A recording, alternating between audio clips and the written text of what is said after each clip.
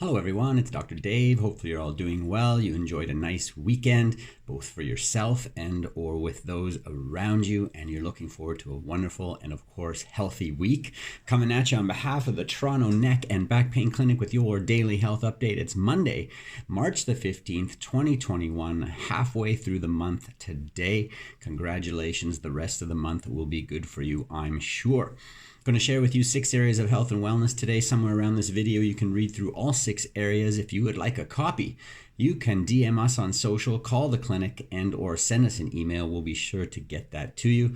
Not going to treat, diagnose, prevent, or cure any illness or disease with our time together today. However, we always do try to, and will in fact almost promise to try to educate you, inform you, and empower you, maybe even entertain you a little bit with some good health and wellness information to keep that momentum going in your life with those great experiences you want to create through a healthy, happy body. All right. So around the world, there's a challenge with fertility rates, and they are decreasing. According to the Environmental Health and Preventive Medicine report, February 2021, air pollution may affect fertility, and environmental factors are thought to be one of the leading causes with infertility rates. And recently in the news, I heard that the rates of twins are higher now than they've ever been, even in families where there's no history, as people are trying to get pregnant in different ways with assisted pregnancies, and those are more likely to develop multiple gestations or births and having twins. But it's all to combat the lower fertility rate. So an interesting trend that's happening, and you can read about that on the Daily Health Update. People with non-alcoholic fatty liver disease, according to the journal Gut, January 2021, may benefit from the green Mediterranean diet. So you can read about that as well. There's a new test, according to the British Journal of Cancer, January 2021, called the Fecal Immunochemical Test, FIT, F-I-T, a different form of FIT. And it's simple and affordable, and it's to detect colorectal cancer. And by using this with some early intervention, early detection, they may curb or alter those colorectal cancer deaths. So if you are predisposed because of family history and or you're getting on in years, you may want to ask your doctor about having that test done if it's available in our area. But interesting to learn about, interesting to read about as we try to improve the likelihood of getting through life with less complications when it comes to our health and wellness. These kinds of early detection, early intervention strategies are very valuable. Young boys and girls become less active during the summer. Interestingly, it would seem quite the opposite, wouldn't it? According to Frontiers in Public Health, January 2021, while we often associate summer break as a time for kids to go outside and play, a recent study found that 6 to 9-year-old children spend about 50% fewer minutes each day engaged in either moderate or vigorous intensity physical activity during this time.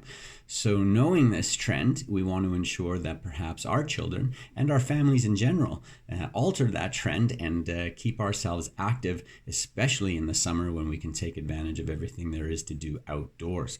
So there's lots of self activities that you can have somebody do, and lots of also group 2 people, etc. activities. So it's good to have a mix of those to be able to do something with someone and other children or friends and family members, and or things to do on your own when you want to stay active and maybe stay off those devices, which we are so attached to at all ages currently in society.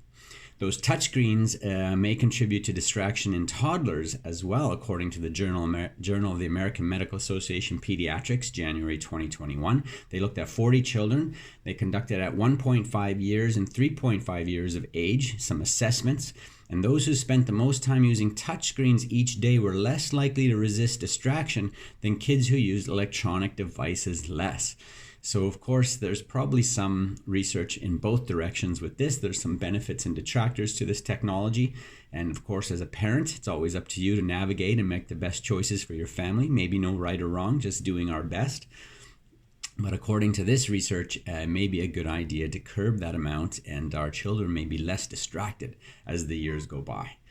And finally, those gadgets as well, not just for our cognitive function, our mental health and wellness, but also our physical health and wellness. According to the Korean Journal of Pain, January 2021, smartphone use can contribute to musculoskeletal pain, some aches and pains from using those gadgets. 294 university students filled in questionnaires, and it revealed that heavy smartphone users were more likely to experience pain in the neck, upper back, hands, and wrists, especially those who met the criteria for smartphone addiction. The findings underscore the importance of good posture when using electronic devices and seeking help if smartphone use interferes with one's ability to carry out their daily responsibilities. So that can be some significant interference.